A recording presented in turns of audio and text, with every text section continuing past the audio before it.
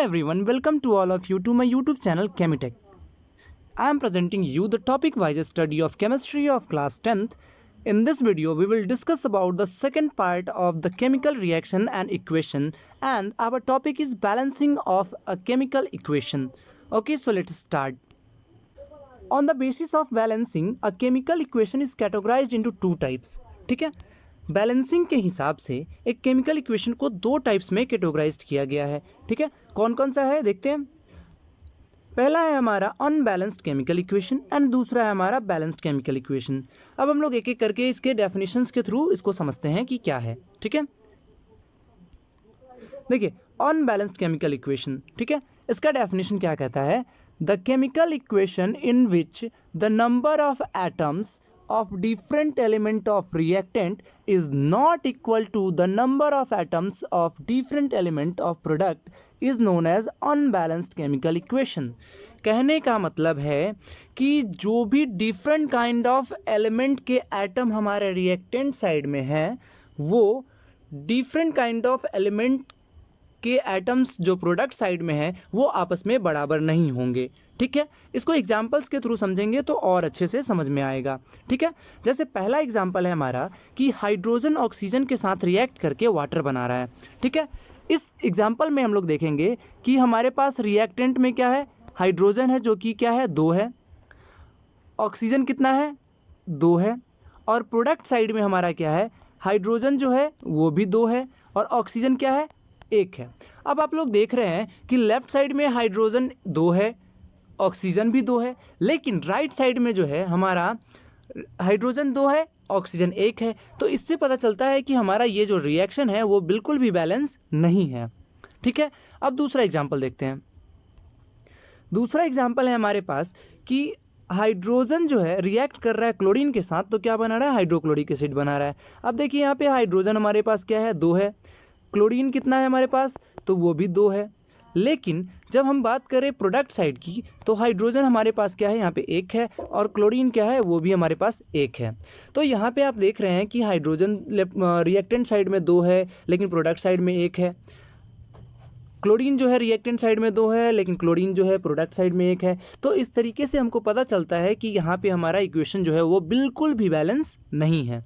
ठीक है, अब हम लोग आगे बढ़ते हैं. नेक्स्ट हमारे पास आता है बैलेंस्ड केमिकल इक्वेशन. ठीक है, बैलेंस्ड केमिकल इक्वेशन क्या होता है इसका डेफिनेशन देखते हैं. The chemical equation in which the number of atoms of different element of reactant is equal to the number of atoms of different element of product is known as a balanced chemical equation.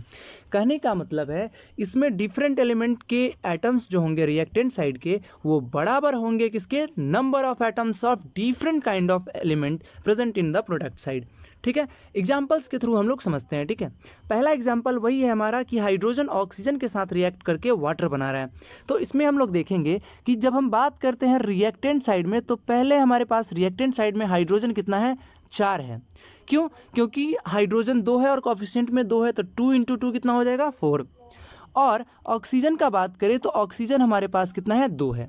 ठीक, अब बात करते हैं product side की. तो product side में भी हमारा हाइड्रोजन कितना है 4 है, ऑक्सीजन कितना है 2 है. तो इस तरीके से हम लोग देख रहे हैं कि जितना हाइड्रोजन हमारा रिएक्टेंट साइड है उतना ही एटम हमारा किधर है, प्रोडक्ट साइड है. जितना ऑक्सीजन हमारा रिएक्टेंट साइड है उतना ही ऑक्सीजन हमारा प्रोडक्ट साइड में है. ठीक है, तो इससे ये पता चलता है कि हमारा ये जो रिएक्शन है वो क्या है, बैलेंस्ड केमिकल इक्वेशन है. ठीक है, दूसरा एग्जांपल देखते हैं. दूसरा एग्जांपल है हमारा कि हाइड्रोजन क्लोरीन के साथ रिएक्शन करके हाइड्रोक्लोरिक एसिड बना रहा है. ठीक है, इसमें भी देखते हैं. तो हाइड्रोजन यहाँ पे हमारे पास कितना है 2 है, क्लोरीन कितना है हमारे पास 2 है. अब हम देखते हैं प्रोडक्ट साइड में. प्रोडक्ट साइड भी हमारा हाइड्रोजन कितना है 2 है और क्लोरीन भी कितना है 2 है. तो जैसा कि आप देख रहे हैं कि दोनों तरफ reactant side and product side हमारा number of atoms of different element जो है वो क्या है, बराबर है. जिससे ये पता चलता है कि ये केमिकल इक्वेशन हमारा जो है बैलेंस्ड केमिकल इक्वेशन है. ठीक है, आगे देखते हैं.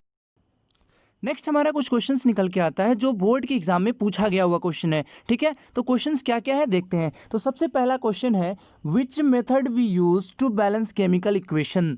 तो इसका आंसर क्या होगा, we use hit and trial method for balancing a chemical equation, ठीक है। नेक्स्ट क्वेश्चन देखते हैं। दूसरा नंबर क्वेश्चन है हमारा which law is use for balancing chemical equation. तो इसका आंसर क्या होगा, we use law of conservation of mass to balance the chemical equation, ठीक है। ये क्वेश्चंस याद रखिएगा क्योंकि ये बोर्ड के एग्जाम में पूछे गए हैं और मे बी कि अगले एग्जाम में भी ये पूछा जा सकता है। नेक्स्ट टॉपिक हमारे पास निकल के आता है rules for balancing chemical equation, ठीक है। देखिए कोई भी केमिकल इक्वेशन है उसको बैलेंस करना है तो कहीं ना कहीं कुछ रूल्स होंगे, ठीक है। तो एक एक करके रूल्स को देखते हैं कि क्या है वो रूल्स, ठीक है। देखते हैं रूल नंबर वन का कहना है कि you may fill numbers in coefficient only while balancing the chemical equation. कहने का मतलब है कि हम लोग क्या करेंगे, किसी भी केमिकल इक्वेशन को बैलेंस करने के लिए नंबर्स का यूज करेंगे, वो भी कहाँ पे, तो उसके कोफिशिएंट के रूप में, ठीक है। देखते हैं एग्जाम्पल क्या कहता है। देखिए हाइड्रोजन ऑक्सीजन के साथ रिएक्ट करके क्या बनाता है, वाटर बनाता है, ठीक। अब हम लोग देखते हैं कि क्या ये बैलेंस है या नहीं है। देखिए कोई भी केमिकल इक्वेशन होता है, ठीक है, उसमें दो साइड होता है, reactant side and product side. देखते हैं रिएक्टेंट साइड जो है हमारे पास हाइड्रोजन कितना है, 4 है। ऑक्सीजन कितना है, ऑक्सीजन है हमारे पास 2। प्रोडक्ट साइड देखते हैं तो प्रोडक्ट साइड भी हाइड्रोजन कितना आ रहा है, 4 आ रहा है। ऑक्सीजन कितना आ रहा है, तो आ रहा है हमारे पास 2। देखिए रिएक्टेंट साइड और प्रोडक्ट साइड दोनों बराबर है, इसका मतलब है कि ये रिएक्शन हमारा क्या है, बैलेंस्ड। ये केमिकल इक्वेशन हमारा क्या है, बैलेंस है। अब एक चीज देखिए, यहाँ जो बैलेंस करने के लिए जो नंबर्स का यूज किया गया है वो कहाँ किया गया है, उसके कोफिशिएंट के रूप में। तो हमेशा याद रखना है कि हमको नंबर्स का यूज करना है और कहाँ करना है, तो कोफिशिएंट के रूप में करना है। नेक्स्ट हमारे पास रूल आता है रूल नंबर 2। रूल नंबर 2 क्या क्या कहना है, सो देखते हैं। रूल नंबर 2 का कहना है you may never ever add subscript और पैरेंथेसिस और any other than a coefficient to a chemical equation to balance it. कहने का मतलब है किसी भी केमिकल इक्वेशन को अगर हमको बैलेंस करना है तो हम नंबर्स का यूज करेंगे, तो कहाँ करेंगे, कोफिशिएंट के रूप में, ना कि सबस्क्रिप्ट या फिर किसी और जगह पे, ठीक है। जैसे एग्जांपल आपको दिख रहा होगा, ये कैल्शियम ऑक्सीजन के साथ रिएक्ट करके कैल्शियम ऑक्साइड बनाता है, ठीक। अभी आपको जो ये एग्जांपल दिख रहा है वो लग रहा होगा कि ये क्या है, कि सही है। देखिए यहाँ पे एक सी है, यहाँ पे 2 ऑक्सीजन है, यहाँ पे भी देखिए एक सी 2 ऑक्सीजन है, ये आपको बैलेंस लग रहा होगा, लेकिन ये क्या है, पूरी तरीके से गलत है। क्यों गलत है, क्योंकि इसमें नंबर्स जो बैलेंसिंग के लिए यूज किया गया है वो कहाँ पे किया गया है, सबस्क्रिप्ट के रूप में किया गया है। कैल्शियम ऑक्साइड का फॉर्मूला क्या होता है, CaO होता है, ना कि CaO2 होता है, ठीक है। तो CaO2 जो है हमारा वो क्या है, गलत है। सही क्या है, तो CaO सही है। तो इस चीज को ध्यान में रखिएगा कि जब भी किसी नंबर का यूज करेंगे तो कहाँ करेंगे, कोफिशिएंट के रूप में करेंगे।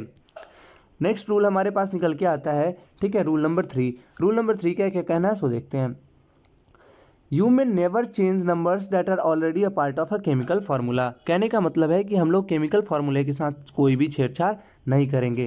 देखिए जैसे हाइड्रोजन ऑक्सीजन के साथ रिएक्ट करके क्या बनाता है, वाटर बनाता है। हम लोग जानते हैं वाटर का फार्मूला क्या होता है, तो वाटर का फार्मूला होता है H2O। लेकिन यहाँ पे क्या किया गया है, फार्मूले के साथ थोड़ा सा छेड़छाड़ किया गया है, ठीक है। तो ये हमारा क्या हो जाएगा, गलत हो जाएगा। हमेशा याद रखना है कि हमको फार्मूले के साथ कोई भी छेड़छाड़ नहीं करना है।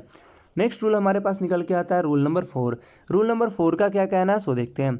Always use the least possible positive number in coefficient. कहने का मतलब है बैलेंस करते टाइम हमको हमेशा याद रखना है कि किसी भी इक्वेशन में हमको लीस्ट पॉसिबल पॉजिटिव नंबर का ही यूज करना है।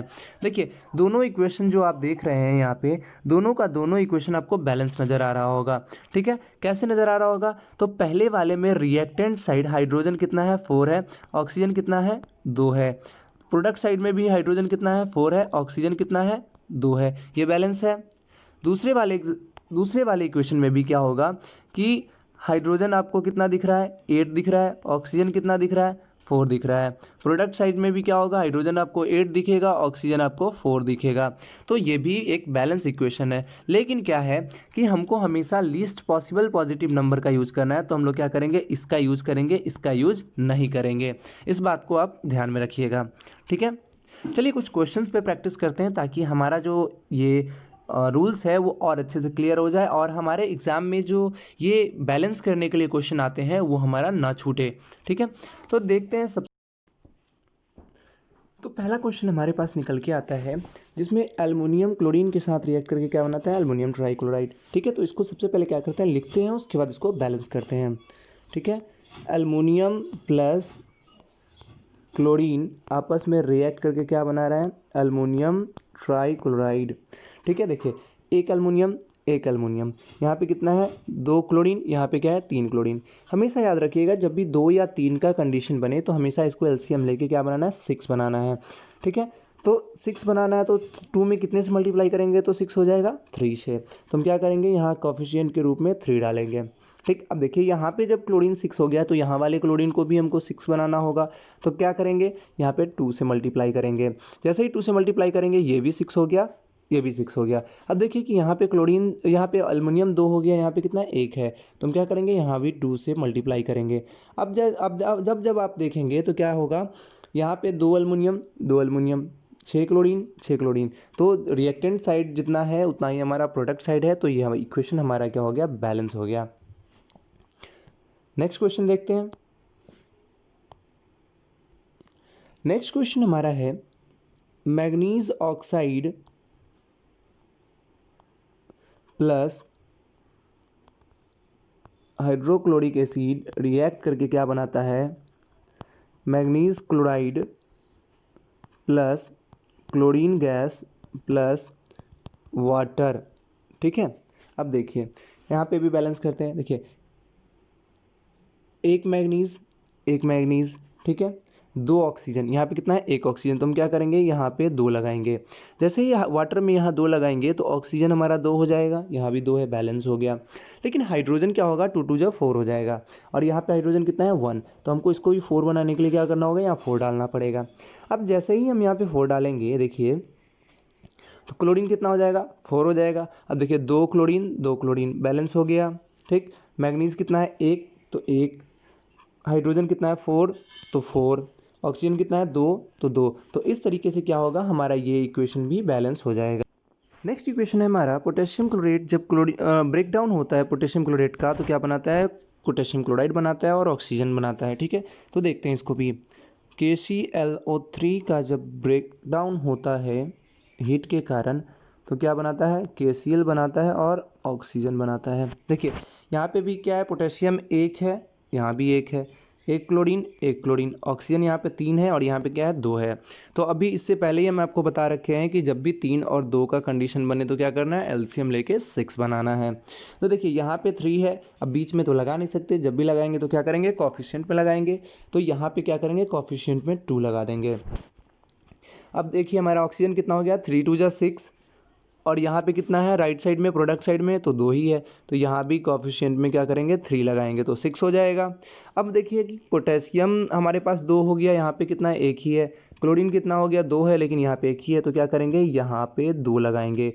अब क्या हो गया, पोटेशियम भी 2 हो गया, पोटेशियम भी 2 हो गया, क्लोरीन इधर भी 2 है, इधर भी 2 है, ऑक्सीजन यहाँ पे 2 3 जा 6 और यहाँ पे क्या है, 3 2 जा 6। तो इस तरीके से क्या होगा, हमारा इक्वेशन जो है वो बैलेंस हो जाएगा।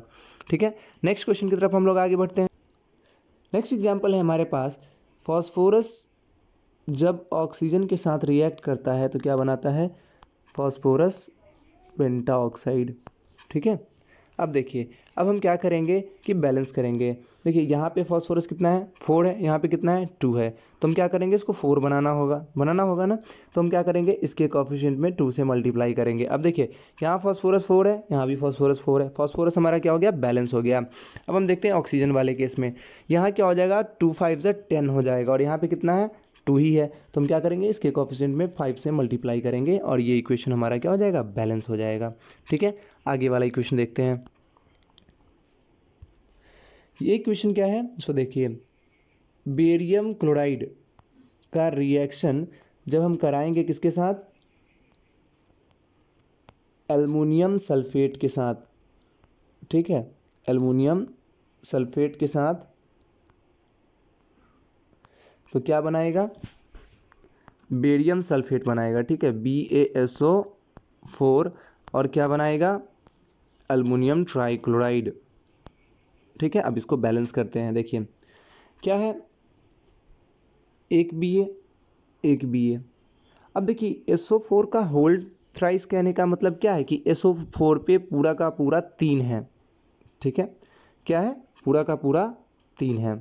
अब हम क्या करेंगे, सो देखिए यहाँ पे अगर हम करें कि SO4 पे हम क्या करेंगे, यहाँ पे 3 कर देंगे, ठीक है, तो क्या हो जाएगा 3SO4 हो जाएगा, ठीक।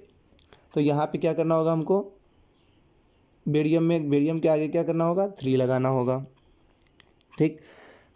और क्लोरीन कितना हो जाएगा हमारा, 6 हो जाएगा। यहाँ पे क्या करना होगा हमको, 3 है तो यहाँ पे क्या लगाना होगा, 2 लगाना होगा, तब जाके क्या हो जाएगा, 3 2 जा 6 और 2 3 जा 6।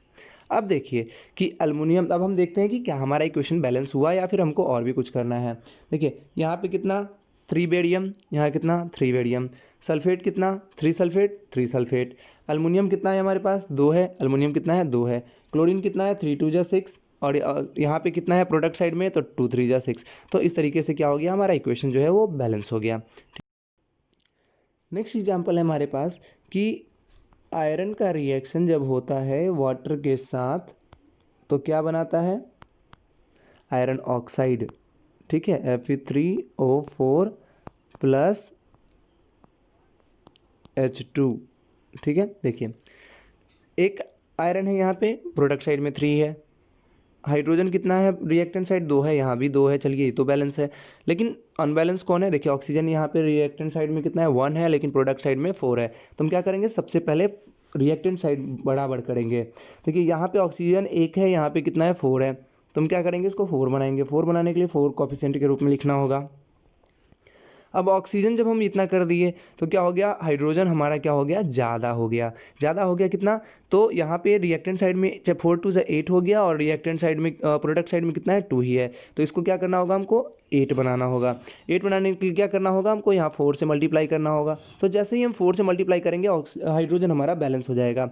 अब देखिए कि आयरन हमारे यहाँ पे कितना है 3 है, यहाँ पे कितना है तो 1 है, तो हम क्या करेंगे, इसके कोएफिशिएंट में 3 डालेंगे। अब देखिए यहाँ भी 3 iron 4 2 8 hydrogen 4 2 8 hydrogen 4 oxygen 4 oxygen, तो हमारा इक्वेशन जो है इसी तरीके से ये बैलेंस हो जाएगा, ठीक है। और इसी के साथ मैं आपसे ये उम्मीद करता हूँ कि आपको ये वीडियो बहुत अच्छी लगी हो और पसंद आई हो, और अगर इस वीडियो से रिलेटेड आपको कोई भी परेशानी आती है तो आप कमेंट सेक्शन में छोड़ सकते हैं, ठीक है।